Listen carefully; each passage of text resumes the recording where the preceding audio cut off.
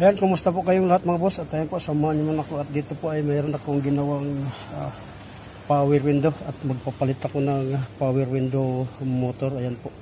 Problema nito ay ayaw gumana. So ayan po, nakalas ko na yung sidings. At short video lang po tayo dahil medyo di pa tayo makagawa ng long form video. Dahil po yung ating computer ay nasira at wala tayong pang edit ng long form video. So dito lang po muna tayo sa short video. So po, kinakalas ko na yung takip muna nito at papalitan ko ng power window. Ganyan lang at medyo dukutin to dahil yung tornilyo niya na number 10 ay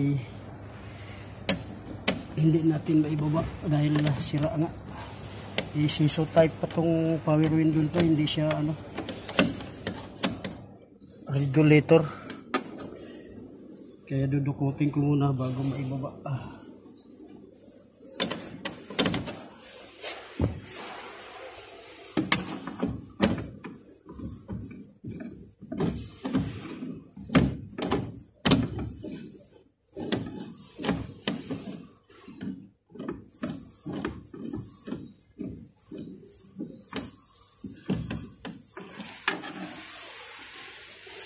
Yan, yung kanyang dalawang tornilyo. Pero yung isa ay hindi madukot.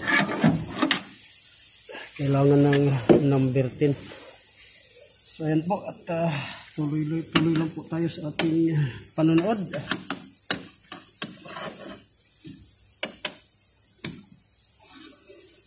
Ito yung tornilyo ng motor. Ayan, 4.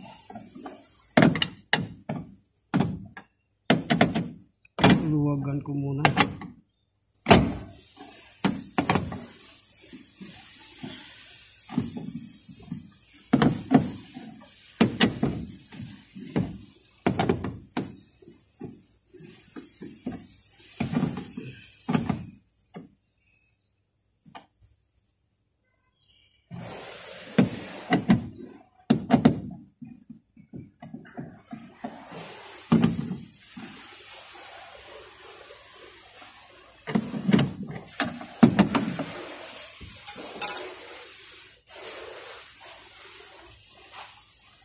Yan, dito lang po muna kay medyo busy pa.